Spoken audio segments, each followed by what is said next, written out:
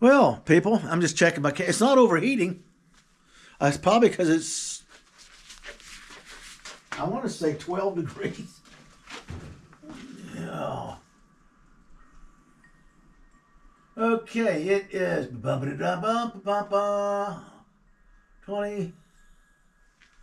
26 degrees, 27-ish. It's not out there because the windshield's a killer out there.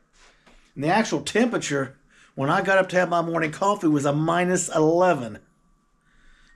My grandson left work. He said he went out there and set the seats in his car and they wouldn't even move. He said it was like minus 14 out there where he was at.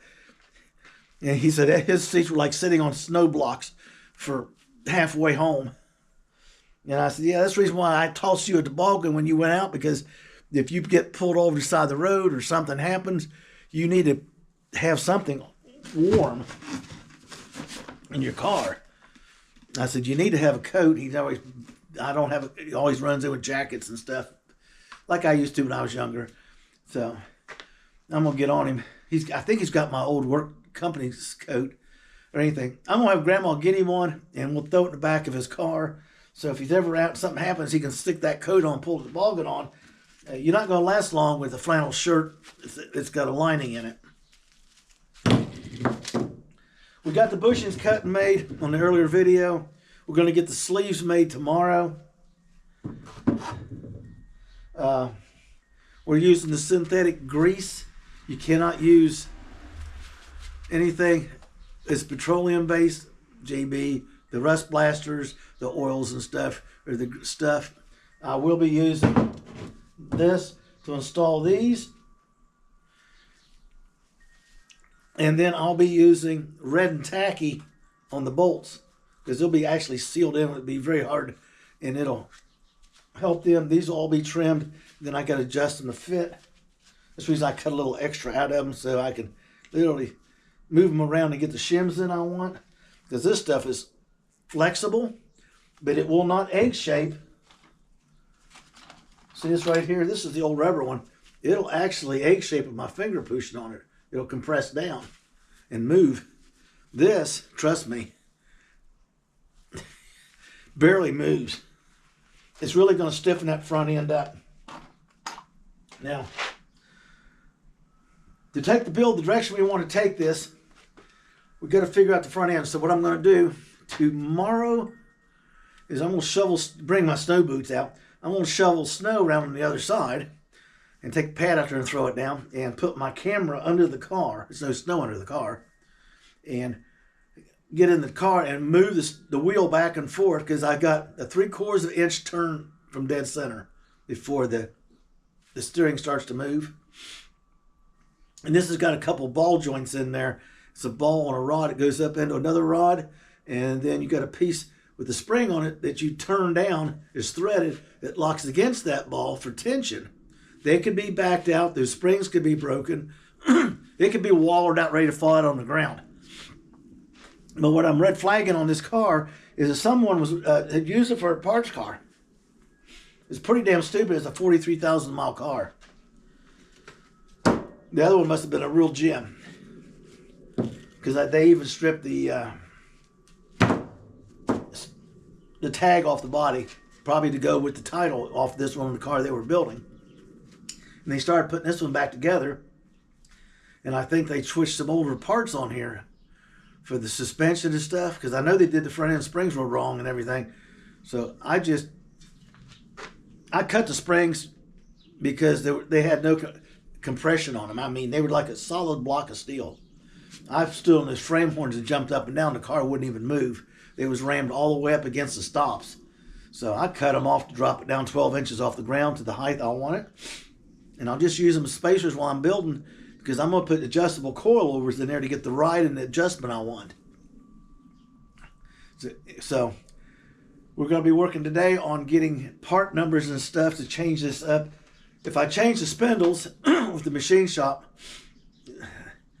with this guy I know, he's got a machinist farmer friend of his, does all kinds of work on construction equipment, farm equipment. He likes working on these old car parts as a hobby. and I'll give him a hobby piece. I'll take my control arms up there, totally clean, take the new bushings out and everything, clean them up, take them up there and say, here it is with the Packer spindle on it, and here's the one with the Ford spindle on it, and here's the new Ford spindle. So I don't know what bushings you're going to have to make or alter or turn down or whatever. Can you get these spindles on the Packer control arms? I'm pretty sure you can. I measured it out. He's just going to have to make a spacer in there somewhere. Depends on the pins and stuff. Anyway, when he gets done with that, I can then get the GM rotors. They're drilled for the 5 by 4.5 Fords to be front and rear. That means wheels off an Explorer or a Escape, a Mustang, a Lincoln Continental, and a couple others will bolt right on here. I don't have to use a spacer. So we're trying to resolve that issue, because if we get into the front end and we end up changing that gearbox, I'm going to regret it. I'm going to have to change the steering column and the shifter, maybe the transmission and the drive shaft. The idea is not to intervene with that stuff. However,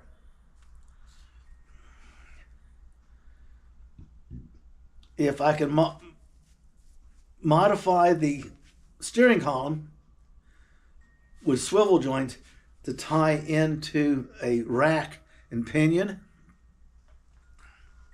or make an adjustment so I can use the S10 power steering pump and gearbox, steering box, hoses and everything on there, making a couple adjustments, I should be able to do it. So what I got to do is, again, get under that car, and I can't do it in this weather. I need the length of that control arm off the gearbox, the steering gearbox, from hole to hole, to match it to this one. It's about, body-wise, they're just about exactly the same. Just the mounting holes are different.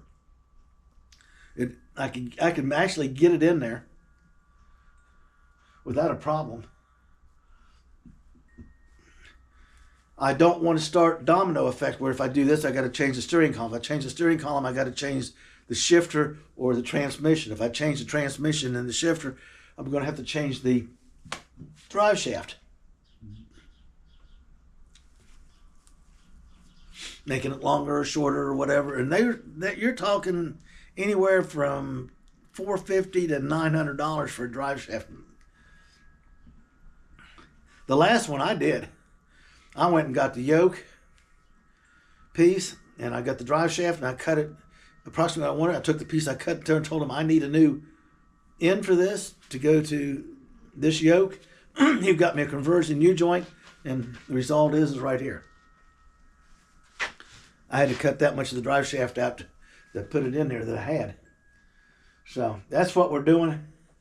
She's going to wait till it melts out and warms up before I put that StabiliTrak sensor in this car.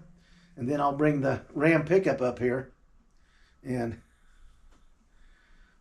put this out there to drive. Because I like driving this one. It doesn't have to go to the gas station every week for $100 some. And with $3 a buck gas, I'm still spending $128 to fill it up. It's a lot of parts. Multiply that by 4 weeks, that's $500. That's a chunk of change. So that's what we're doing, is I'm trying not to start the domino effect on the build. So we got the bushings ready. We'll get them in. We'll get the tires on it, and I'll get some snow cleared away from it and dig it out on the other side. We'll get the camera down there, and on here, you'll be able to see it, how it's moving, what's going on, and then that'll tell me where to look. So when I do have to jack it up to get my old man body underneath there, go hands-on with it, that I know what to do. But it'll answer questions. Right now, if I have to change the rear end, I got to have emergency brake to be legal. So I'm going to have to deal with all that. Okay. And then the rear tires and the front tires, there's either a spacer or a tire issue, and the list goes on and on. I don't want to start a chain reaction. So I gotta, if I fix this, I gotta fix this. I don't want to have to fix this and then have to fix this, follow what I'm saying, down the line. Boom, to boom, to boom, boom, boom.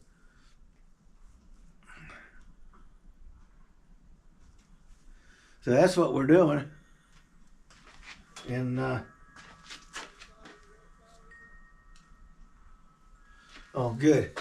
FedEx is across the street to my buddy's house. What did I order that never showed up and I forgot about? Because every once in a while that happens. Something will show up 2 or 3 weeks. I had one thing showed up a month later and I forgot I even ordered it. I reordered the stuff and already got it from another supplier and was using it when the original order showed up. So I got 2 of them here somewhere. I got the bushings made, prepped in. I still got to grind them and cut them and fit them. This, you know, they'll be compressed down. We're using silicone grease, non-petroleum based, to install the bushings and to lubricate them. The only thing that'll be regular grease will be metal on metal, and that will be the bolts.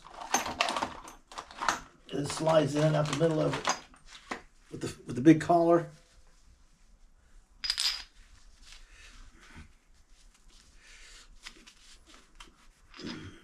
Okay.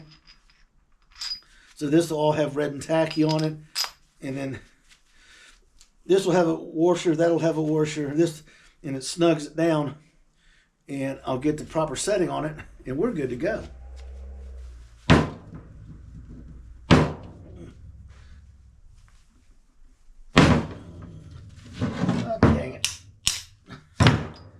Everything's cold and sticking. So that's how we're doing it, people. I've got to put an end to this, so I got to figure this out today. And it's a good side project. Okay? Just like working on my welder I bought for $60 at the yard sale. He wanted $100, I offered him $60. He took it, and I just got to get a new ground cable and a tensioner wheel spool holder in there for the wire, and I've got to get this work done. So then we'll take it in the house to get it warmed up. We've got to get the wiring set to go in the car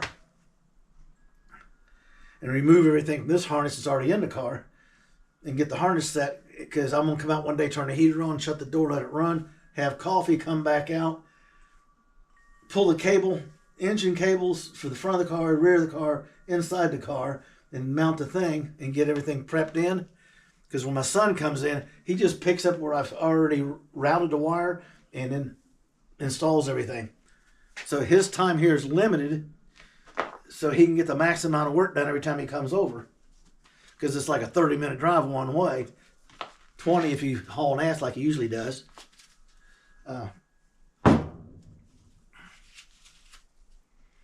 Everybody thinks it's smart, and they want to do a build.